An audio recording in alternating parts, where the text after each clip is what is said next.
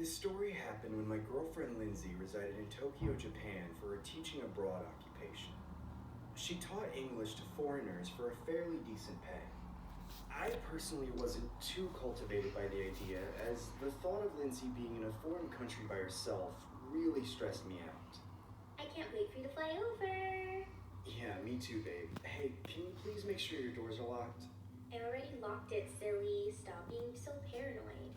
I know I'm being paranoid. I just want you to be safe, okay? Don't worry, I am.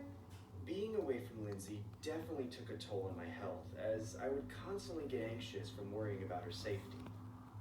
Knowing that I didn't have the capability of protecting her from any unlawful perpetrators always gave me extreme anxiety, which is why my doctor prescribed an inhaler for me to use every time I felt the symptoms get out of hand.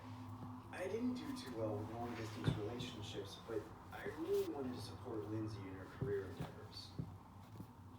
I'd fly over there on occasion, usually around the holidays when work wasn't so strenuous for the both of us.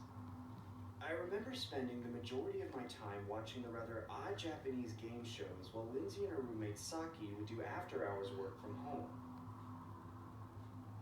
Staying in Japan was quite the culture shock.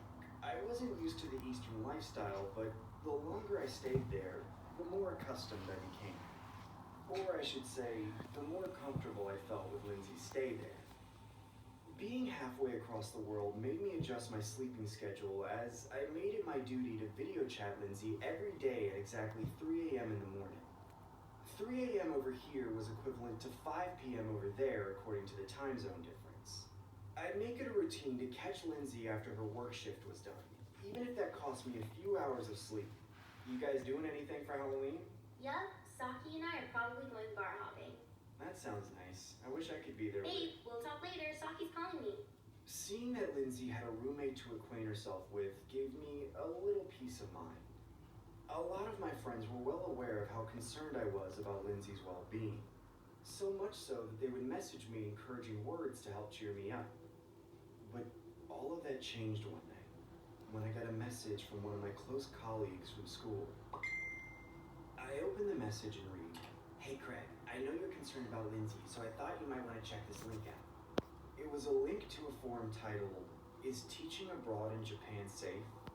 I hesitantly clicked the link, only to see the forum containing a large thread of positive comments saying stuff like, "Teaching there was a great experience, highly recommended," or "Once you go to Japan, you'll never need another plan," stuff like that. I then came across a user that posted a comment saying, "For those who are considering being a tutor in Japan, you might want to watch this first before you fully commit," with a link right next to it. I felt extremely skeptical clicking the link, but my curiosity was too overbearing to withstand my compulsion, so I clicked it. I then saw a low-grade video of a woman with her hands bound to the ceiling while being completely wrapped in duct tape.